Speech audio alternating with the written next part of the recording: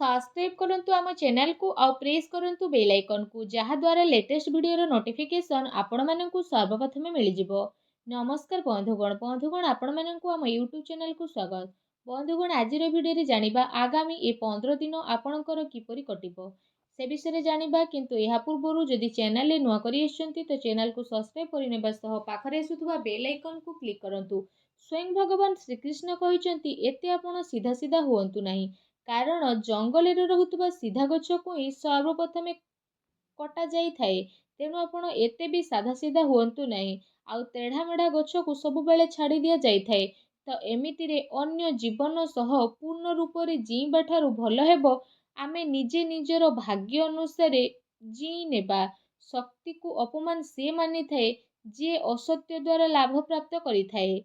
नमस्कार बंधुगण, जय माँ लक्ष्मी। आपण समस्त को आम यूट्यूब चैनल को पुणी थरे आउ गोटे वीडियो को बहुत बहुत स्वागत। ओम गणेशाय नमो। आज आमे आपण माननकु कहिबु आगामी ए 15 दिन आपणकर किपरि साब्यस्त हेबो। आपणक पई सुविचार रहिछि। देखा जाउथुबा स्वप्न स्वप्न होई रहि जाई थाए जे पर्यंत व्यक्ति निजर झाड़ को बुहाई न थाए। जदि जीवन रे सफलता प्राप्त करिवार अछि तो परिश्रम आउ विश्वास आपण करिबा शिखि नियंतु, तेबे जे आपणकु सफलता मिलिबो।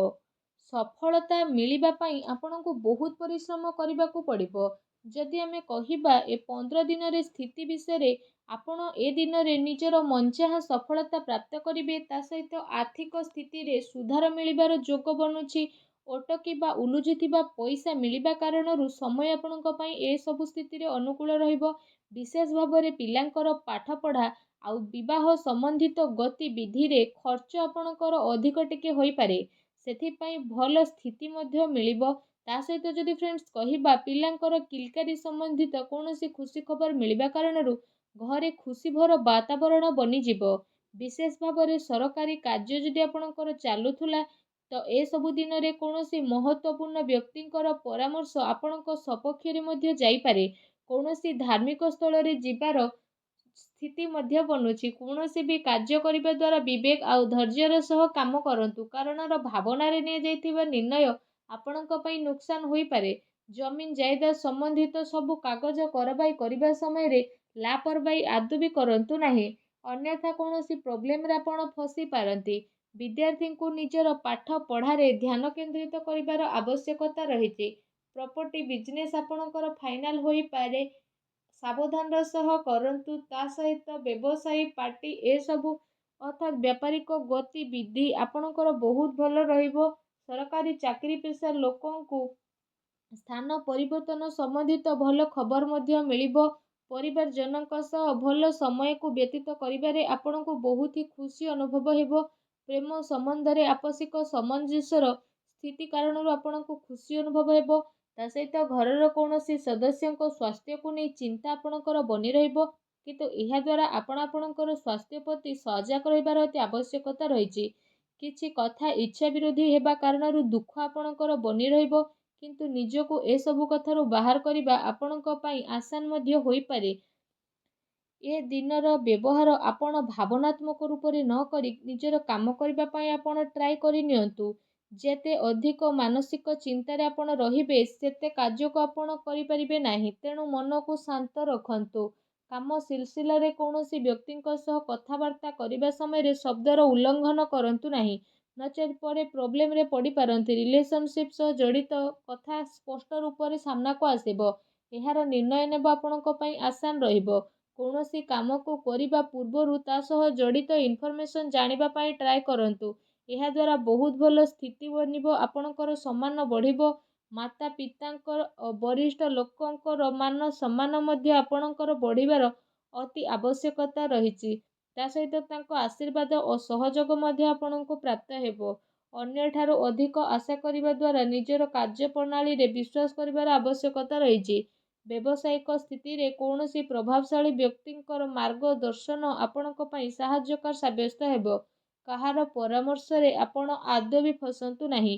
चाकरी पेशा व्यक्ति को बहुत भल भाବରେ निजर काम को करिवे। एहा द्वारा अधिकारींकर लाभ आपणको मिलिबो। पति पत्नींक भितरे मधुरपूर्ण समय रहिबो। अविवाहित लोकंक पई भल संपर्क मध्य आसी पारे। ତଥା ପରିସ୍ଥିତିରେ ନିଜକୁ ସନ୍ତୁଳିତ ଓ ମଜବୁତ ବନେଇକି ରଖିବା ଆପଣଙ୍କର ଆବଶ୍ୟକ ବା ଭାବନାତ୍ମକ ପ୍ରଭାବରେ ଆସିକି ସ୍ଥିତି ଆପଣଙ୍କ ପାଇଁ ବହୁତ ଭଲ ରହିବ। ତା ସହିତ ଯଦି ବିଶେଷ ଭାବରେ କହିବା ଆପଣଙ୍କର ନିର୍ଣ୍ଣୟ ଭଲରେ ଠିକ୍ ରହିବ, କିନ୍ତୁ ଭୁଲ ବୁଝାମଣା ଉତ୍ପନ୍ନ ମଧ୍ୟ ହୋଇପାରେ। କାମ ଦ୍ୱାରା ଆପଣଙ୍କୁ ପରିବର୍ତ୍ତନ ମଧ୍ୟ ଆସିପାରେ। ତା ସହିତ ଯଦି କହିବା ପାର୍ଟନରସିପ୍ରୁ ଦୂରେଇ ରହିବା କାରଣରୁ ଏକାପଣ ମଧ୍ୟ ଆପଣ ଅନୁଭବ କରିପାରନ୍ତି। ଯଦି ମହିଳାଙ୍କ ବିଷୟରେ କହିବା, ମହିଳାଙ୍କ ପାଇଁ ସ୍ଥିତି ବହୁତ ଭଲ ରହିବ। ପ୍ରେମ ଜୀବନ ବିଷୟରେ ଯଦି କହିବା, ତ ପ୍ରେମ ଜୀବନର ସ୍ଥିତି ଏସବୁ ଦିନରେ ଆପଣଙ୍କ ସପକ୍ଷରେ ଯିବ। ଆଉ ଏ ସମୟରେ ଆପଣ ଆପଣଙ୍କର ସବୁ କାର୍ଯ୍ୟକୁ ପୁରା ସମ୍ମାନର ସହ ପୁରା କରିବେ, ଯେଉଁ କାରଣ ପାଇଁ ପାର୍ଟନର ଜଣେ ଆଉ ଜଣଙ୍କର ମହତ୍ତ୍ୱକୁ ବୁଝିପାରିବେ। ତା ସହିତ ଏସବୁ ସ୍ଥିତି ଆପଣଙ୍କର ଆହୁରି ଅଧିକ ମଜବୁତ ମଧ୍ୟ ବନିଯିବ। ଆପଣ ଆପଣଙ୍କର ଜୀବନସାଥୀଙ୍କ ପ୍ରେମର ସ୍ଥିତିକୁ ଅନୁଭବ ମଧ୍ୟ କରିପାରିବେ, ଯେଉଁ କାରଣ ପାଇଁ ଆପଣଙ୍କୁ ଦୁନିଆ ସାରାର ସବୁ ଜିନିଷକୁ ଭୁଲି ନିଜ ସାଥୀଙ୍କ ସହ ସମ୍ବନ୍ଧ ବନେଇ ରଖିବାର ଅବସର ମଧ୍ୟ ଏ ସମୟରେ ଆପଣଙ୍କୁ ପ୍ରାପ୍ତ ହେବ। ଆପଣ ଦୁଇ ଜଣଙ୍କ ଭିତରେ ଚାଲୁଥିବା ବିବାଦ ଖତମ ହେବାର ପୁରା ସମ୍ଭାବନା ମଧ୍ୟ ବନୁଅଛି। ତା ସହିତ ଯଦି କ୍ୟାରିୟର ବିଷୟରେ ଆଲୋଚନା କରିବା, ତ ଏ ସମୟରେ ବିଶେଷ ରୂପରେ ସେ ସବୁ ଲୋକଙ୍କ ପାଇଁ ଭଲ ବା ସଫଳତା ସହ ରହିବ ଯେଉଁମାନେ କୌଣସି ପ୍ରକାରର ଶିକ୍ଷା ବା ଲେଖନୀ କ୍ଷେତ୍ରରେ ଜଡ଼ିତ ଅଛନ୍ତି।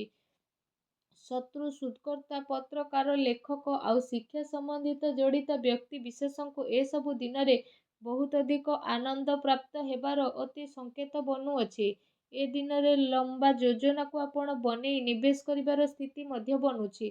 ତା ସହିତ ଏସବୁ ଦିନରେ ଆପଣ ସେ ସବୁ ପ୍ରୟାସର ଲାଭ ପାଇବେ ଯେଉଁ ସବୁକୁ ଆପଣ ପାଇବାକୁ ଟ୍ରାଏ କରୁଥିଲେ ଆଉ ବହୁତ ଅପେକ୍ଷାରେ ମଧ୍ୟ ଆପଣ ରହିଥିଲେ। ଯଦି ଶରୀର ବିଷୟରେ କହିବା, ତ ବିଶେଷ ଭାବରେ ଶରୀରରେ ଆପଣଙ୍କର ସୁଧାରତା ଆସିବ। ପୁରୁଣା ବେମାରୀରୁ ଆପଣଙ୍କୁ ଛୁଟକାରା ଅନୁଭବ ହେବ, କିନ୍ତୁ ମଝିରେ ମଝିରେ ଆପଣଙ୍କୁ ଟିକେ ଟିକେ ପ୍ରୋବ୍ଲେମ୍ ଆସିପାରେ।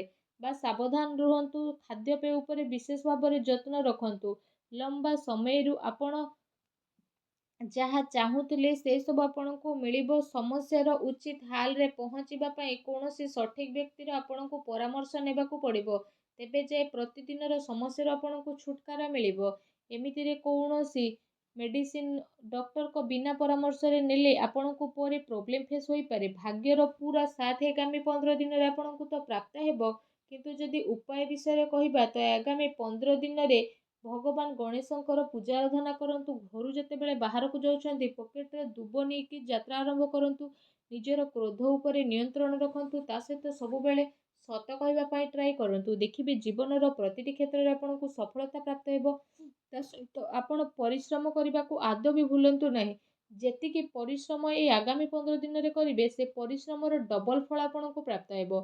ତେଣୁ ଏହା ରହିଲା କି ଆପଣ କେତିକି ପରିଶ୍ରମ କରୁଛନ୍ତି ଆଉ କେତିକି ଆପଣଙ୍କୁ ଫଳ ମିଳିବ। ଯେତିକି ପରିଶ୍ରମ କରିବେ ତାର 2 ଗୁଣ ଫଳ ଆପଣଙ୍କୁ ପ୍ରାପ୍ତ ହେବ। ତ ଆଶା କରୁଛି এই ଭିଡ଼ିଓଟି ଆପଣଙ୍କୁ ଭଲ ଲାଗିଥିବ। ଯଦି ଭିଡ଼ିଓଟି ଭଲ ଲାଗିଥାଏ ତ ଭିଡ଼ିଓଟିକୁ ଲାଇକ୍ଟେ କରନ୍ତୁ।